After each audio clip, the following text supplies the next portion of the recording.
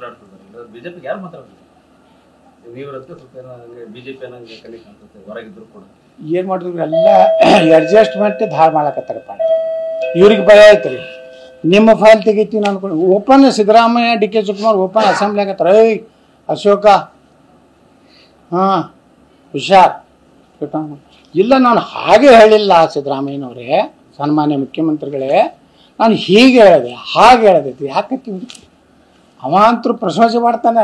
ಇವೊಂದು ತರಿಸ್ರಿ ಅನ್ನೋ ವಿಜೇಂದ್ರನು ಇವು ವಿಧಾನಸಭಾದಾಗ ಮಾತಾಡಿದ್ರು, ಅಭಿನಂದನೆ ಸಲ್ಲಿಸ್ತಾನೆ ಮೊದಲು ಬಜೆಟ್ ಭಾಷಣಕ್ಕೆ ಮೊದಲು ಅಭಿನಂದನೆ ಸಲ್ಲಿಸಿ ಅಲ್ಲಿದಿಂದ ಸರ್ಕಾರ ಟೀಕೆ. ನೀವು ಮೊದಲೇ ಅಭಿನಂದನೆ ಸಲ್ಲಿಸೋ ಮ್ಯಾಗ ನಿಮ್ದು ಟೀಕೆಗೆ ಏನೋ ಅರ್ಥೈತಿ. ನಮ್ಮಂಗೆ ಅಟ್ಯಾಕ್ ಮಾಡತ್ ಹೇಳ್ರಿ ಅವ್ರಿಗೆ.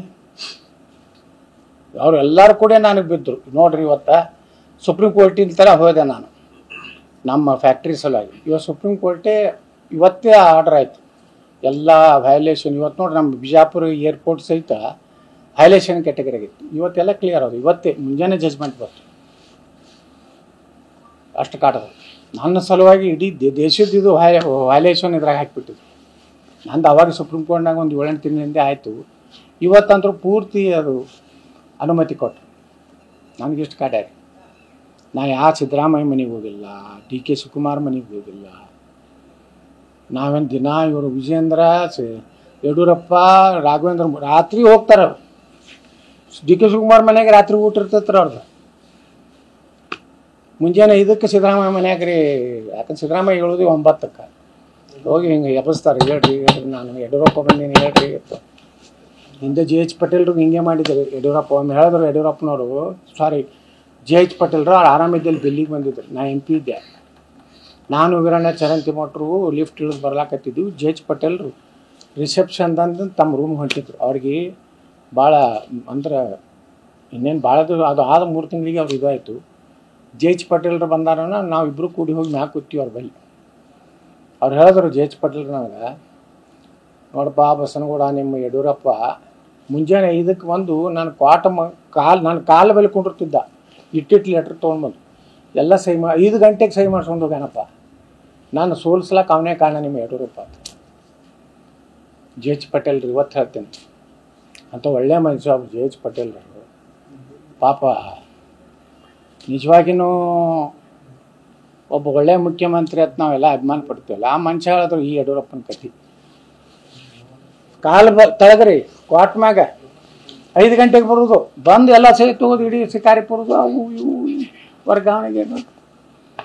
ಇನ್ನೂ ಒಂದು ಹೇಳಿದ್ರು ಅವರು ಜೆ ಎಚ್ ಪಟೇಲ್ ನನಗೆ, ಏನಾದ್ರು ಚರಂತಿ ಮಾಡ್ರದಾರ ಕೇಳ್ರಿ, ಈಗೇನು ಹೇಳಕ್ಕಿಲ್ಲ. ಯಾಕಂದ್ರೆ ಅವ್ರು ವಿಜೇಂದ್ರ ಜೋಡ ಒಂದಾಗ್ಯಾರ. ನನ್ನ ಕ್ಯಾಬಿನೆಟ್ನಲ್ಲಿರುವಂಥ ಮಂತ್ರಿಗಳಿಗಿಂತ ಹೆಚ್ಚು ದುಡ್ಡು ಯಡಿಯೂರಪ್ಪ ಮಾಡ್ಕೊಂಡು ನಾನು ಬಸನಗೌಡ ಈ ಯಡಿಯೂರಪ್ಪ ಅಂತ ಹೇಳಿದ್ರು. ಯಾರ್ರೀ? ಜೆ ಎಚ್ ಪಟೇಲ್. ಇಷ್ಟು ದಿವಸ ಹೇಳಿದ್ದಿಲ್ಲ, ಈ ಸುಮ್ಮನೆ ಸಂದರ್ಭ ಅಂತ ಹೇಳಕತ್ತೀನಿ. ಅಂದ್ರೆ ಜೆ ಎಚ್ ಪಟೇಲ್ ಎಷ್ಟು ಮನಸ್ಸು ಇನ್ನೂ ಆಗಿದೆ. ಅವ್ನು ಹಿನಾಯವಾಗಿ ಸೋಲಿಸಿದ್ರಲ್ರಿ ಅಲ್ಲಿ ಚನ್ನಗಿರಿ ಒಳಗೆ. ಅದು ಅವ್ರಿಗೆ ಅವತ್ತು ಹೇಳ್ಕೊಳಕ್ಕೆ ನಮ್ಗೆ ದುರಂತ ಅಂದ್ರೆ ಜೆ ಎಚ್ ಪಟೇಲ್ರದು ಪಾಪ. ಅಲ್ಲಿ ಅವ್ನು BS ಪಾಟೀಲ್ ಇದ್ದ ಪ್ರಿನ್ಸಿಪಲ್ ಸೆಕ್ರೆಟ್ರಿ. ಯಾರು? ಜೆ ಎಚ್ ಪಟೇಲ್ರು ಲಿಫ್ಟಿಗೆ ನಿಂತಾರ. ಜೆ ಎಚ್ ಪಟೇಲ್ರು ಒಳಗೆ ಬರೋದು ನೋಡಿ ಆ BS ಪಾಟೀಲ್ ಇವ್ರ ಕೈ ಜೆ ಎಚ್ ಪಟೇಲ್ ಕೈಗಿದ್ದವನೇ ಮುಖ ಹೊಳಿಸಿ ರಿಸೆಪ್ಷನ್ ಕಡೆ ನಿಂತ.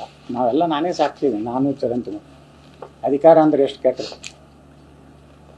ಹೀನಾಯವಾಗಿ ನಾನು ಸೋಲಿಸಿದವ ಯಡಿಯೂರಪ್ಪ ಅಂತೇಳಿ ಜೆ ಎಚ್ ಪಟೇಲ್ರು ಅವರು. ರೈತರ ಮಗನ ಕರ್ಕೊಂಡು ಚುನಾವಣೆ ಇಲ್ಲ ಪಾಪ ಜೆ ಎಚ್ ಪಟೇಲ್ರಿಗೆ ಇವತ್ತು ಎಷ್ಟು ಜಿಲ್ಲೆಗಳು ಅವ್ರಿ. ಅವ್ರಿದ್ರತ್ತು ಜಿಲ್ಲೆಗಳು ದಾವಣಗೆರೆ ಜಿಲ್ಲೆ ಅನ್ರಿ, ನಮ್ಮ ಬಾಗಲಕೋಟೆ ಜಿಲ್ಲೆ ಅನ್ರಿ. ಯಾವ ಮುಖ್ಯಮಂತ್ರಿ ಇನ್ನಾತನ ಅವ್ರು ಆದ ನಂತರ ಯಾವುದಾರು ಒಬ್ಬ ಮುಖ್ಯಮಂತ್ರಿಗೆ ಬರೇ ಒಂದು ಬೆಳಗಾವಿ ಜಿಲ್ಲೆ ಹೊಡಿಲಿಕ್ಕಾಗಿಲ್ರಿ.